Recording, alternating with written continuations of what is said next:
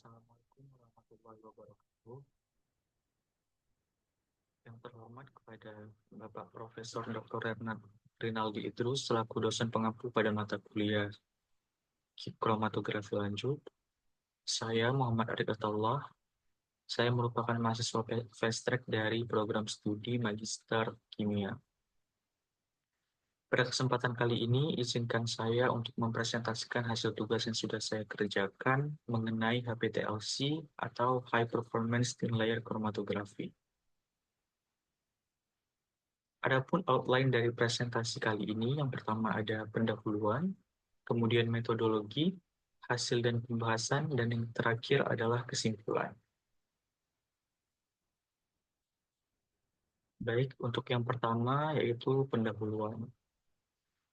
Sebelumnya kita juga harus tahu mengenai prinsip dari HPTLC ini, di mana HPTLC ini memiliki pendekatan yang serupa dengan prinsip fisik dari TLC ataupun thin layer chromatography, yaitu prinsipnya pemisahan berdasarkan adsorpsi. Pada HPTLC ini, pelarut fase gerak mengalir melalui media karena aksi kapiler. Komponen-komponen yang bergerak tersebut sesuai dengan afinitasnya terhadap absorben. Komponen yang memiliki afinitas yang lebih tinggi terhadap fase diam akan bergerak lebih cepat, akan bergerak lebih lambat. Begitupun sebaliknya, komponen dengan afinitas yang lebih rendah terhadap fase diam akan bergerak lebih cepat. Selanjutnya, ada perbedaan dari HPTLC dan TLC, di mana dapat dilihat pada tabel ini. Untuk perbedaannya ditinjau dari beberapa aspek. Yang pertama dari aspek resolusi pemisahan. Untuk HPTLC sendiri memiliki resolusi pemisahan yang lebih tinggi dibandingkan dengan TLC. Kemudian dari aspek waktu analisis, HPTLC memiliki waktu analisis yang lebih cepat dibandingkan dengan TLC.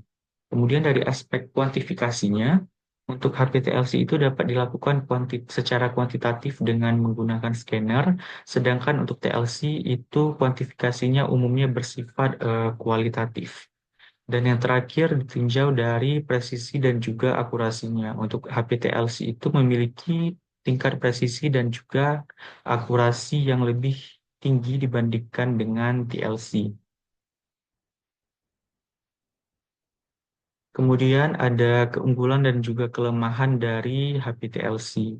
Yang pertama, keunggulan HPTLC yaitu waktu analisis yang cepat, kemudian dapat menganalisis banyak sampel sekaligus dalam satu plat. Kemudian HPTLC ini mengkonsumsi pelarut yang lebih sedikit dibandingkan dengan kromatografi lainnya. Kemudian HPTLC ini memiliki resolusi yang lebih baik dibandingkan TLC biasa.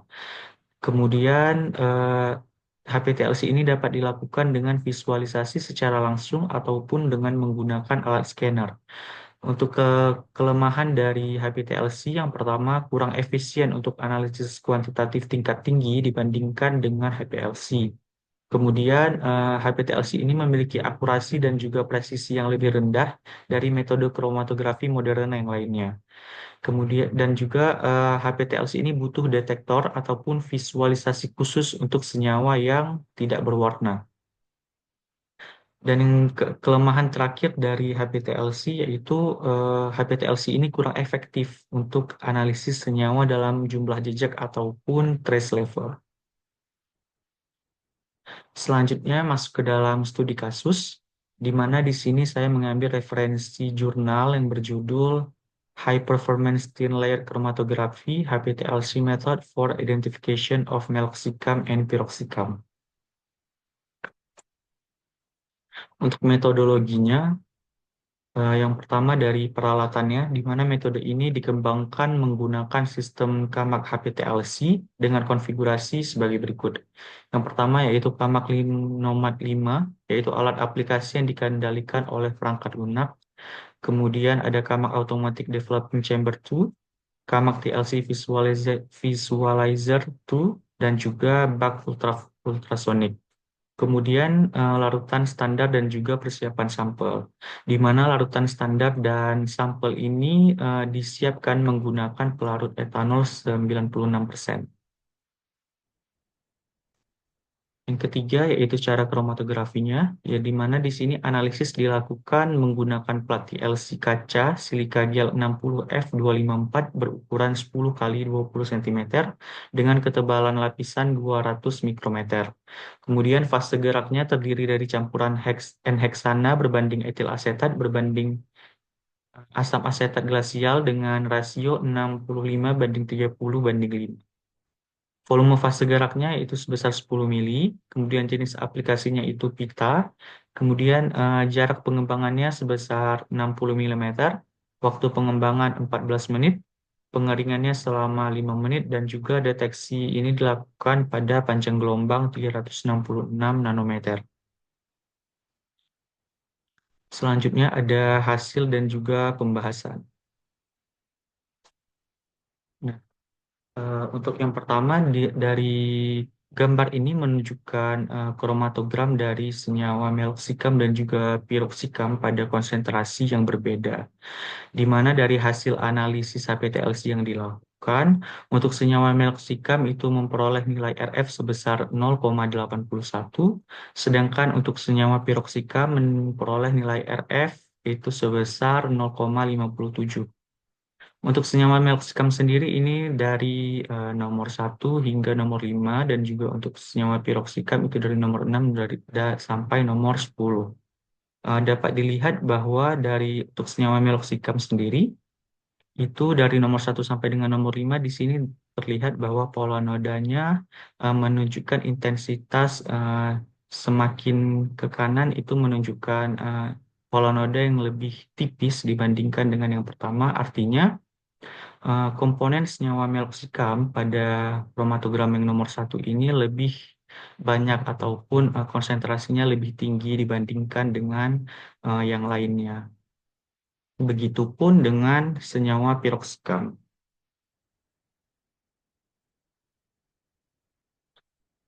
Nah, selanjutnya untuk gambar berikut ini yaitu menunjukkan profil dimetrik dari senyawa meloksikam dan juga piroksikam dalam konsentrasi yang berbeda, di mana di sini sumbu horizontalnya mewakili nilai RF, sedangkan sumbu vertikalnya itu mewakili intensitas puncak, puncak yang berkaitan dengan jumlah zat yang terdeteksi.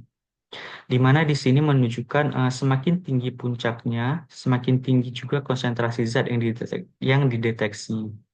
Kemudian profil puncak yang terpisah ini menunjukkan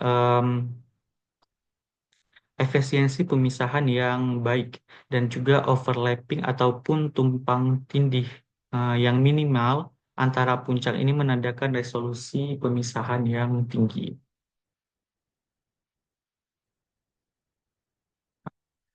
Selanjutnya ini merupakan kurva dari densitogram representatif dari larutan standar meloksikam dalam konsentrasi 0,5 mikrogram per band ataupun 0,5 mikrogram per pita. Di mana di sini menunjukkan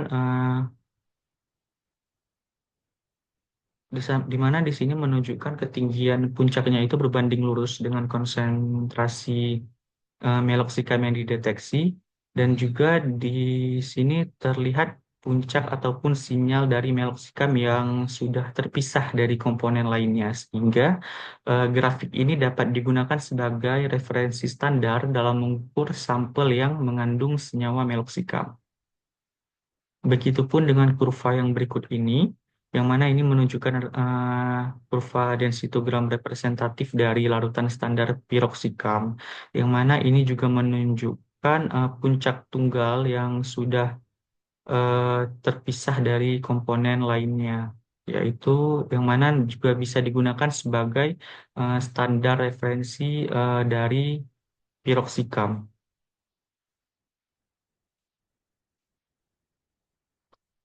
Selanjutnya ada tabel yang menunjukkan evaluasi akurasi dari meloksikam dan juga piroksikam, di mana di sini dilakukan analisis dengan konsentrasi yang sama, yaitu dengan variasi konsentrasi 1, 0,6, dan juga 0,3 mikrogram per pita.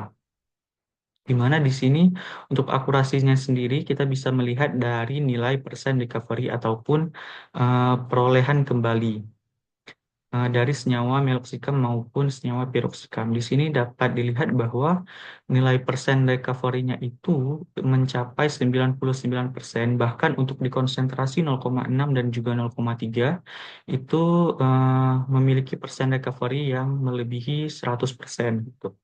Artinya analisis menggunakan HPLC ini memiliki tingkat akurasi yang tinggi untuk kedua senyawa tersebut. Kemudian untuk tabel ini menunjukkan evaluasi presisi dari senyawa meloxicam dan juga piroxicam. Untuk konsentrasinya sama seperti tadi digunakan 1, 0,6 dan juga 0,3 mikrogram per pita. Di mana di sini dilakukan pada intraday precision ataupun dilakukan pengulangan pada hari yang sama dan juga interday precision di mana di sini dilakukan pada pengulangan pada hari yang berbeda gitu. Di sini kita bisa melihat nilai presisinya dari nilai CV ataupun konstanta koefisien variasinya. Koefisien variasinya di sini dapat dilihat bahwa nilai persen CV-nya itu semakin tinggi konsentrasinya itu dia persen CV-nya semakin rendah ataupun semakin kecil di mana ini menunjukkan tingkat kepresisian yang sangat bagus ketika dilakukan pengulangan di hari yang sama. Begitu juga ketika dilakukan pengulangan pada hari yang berbeda, eh, nilai kepresisiannya itu masih tetap stabil dan juga bagus, di mana di sini dapat dilihat persen CV-nya juga sangat rendah.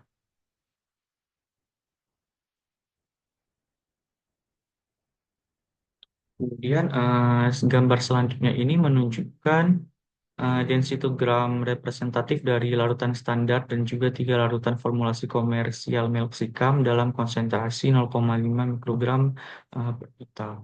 Di sini pada jurnal ini dilakukan perbandingan antara sediaan farmasi baik kapsul ataupun tablet eh, untuk melihat kandungan senyawa meloxicam dari terhadap beberapa sampel dan dibandingkan dengan eh, standar dari senyawa meloxicam itu sendiri.